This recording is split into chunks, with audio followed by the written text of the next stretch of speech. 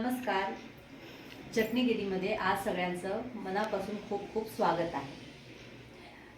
आता सगळ्यांना माहिती आहे की श्रावण महिना सुरू झाला आहे. श्रावण सोमवार बरेचसे लोक आपल्यापैकी करत असतात. तर आज आपण बघणार आहोत व्रत स्पेशल एक चटणी. एकदम साधी आणि सोपी चटणी आहे. ते आपल्या घरामध्ये इझिली अवेलेबल असतात. ही आहे कोथिंबीर. ही देठान सकट घेतली आणि ही स्वच्छ मी धुवून घेतलेली, कारण की हिचे देठ खूपच कवळे होते. त्याच्यानंतर शेंगदाणे, मीठ चवीनुसार, थोडंसं जिरं, त्याच्यानंतर लिंबू, आलं, हिरव्या मिरच्या आणि थोडेसे काजू. आता वळू आपण कृती.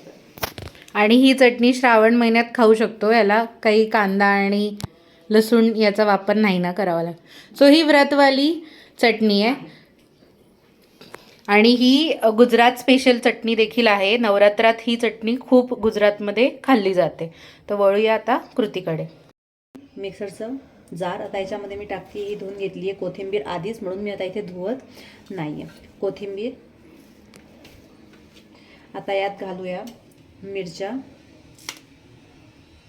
माझ्या मिरच्या तिखट आहे म्हणून 2च टाकल्या आहे. तुम्हाला जर कधी जास्त स्पायसी आवडत असेल तर तुम्ही अजून याच्यात मिरच्या ॲड करू शकता. शेंगदाणे, थोडेसे काजूने याच्यात एक चांगली चव आणि घट्टपणा येतो. आलं पण तुम्ही चवीनुसार त्याच्यात ॲड करू शकता. तुम्हाला कितपत स्पायसी आवडतंय तसं. थोडंसं जिरं,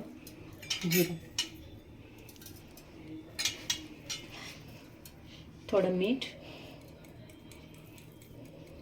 आणि आता हे सगळं आपण छान एकदा मिक्सरमध्ये फिरवून घेऊया.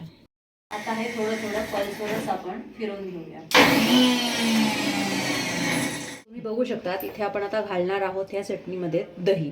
दह्याने याला खूप छान टेक्स्चर येतो आणि चवसुद्धा खूप छान आंबटशी अशी लागते. आता तुम्हाला जर कधी गोड आंबट आवडत असेल तर याच्यामध्ये तुम्ही थोडीशी साखरसुद्धा ॲड करू शकता.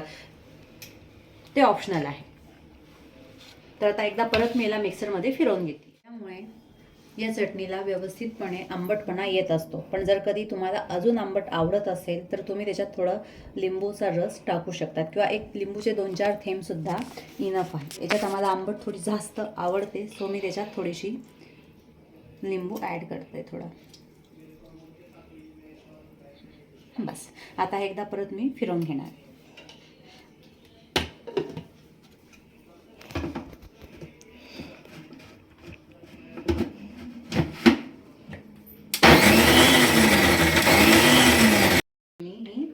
बनून तयार झाली आहे.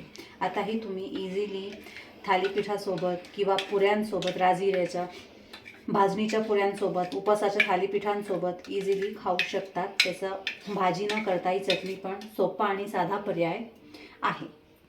तर इथे आपण बघू शकतो की आपली ही चटणी बनवून तयार झालेली आहे. ही कमी वेळात आणि कमी इन्ग्रेडियंटमध्ये बनणारी एकदम सोपी आणि साधी चटणी आहे, जिला तुम्ही लास्ट मिनिटलाही बनवून सर्व करू शकतात.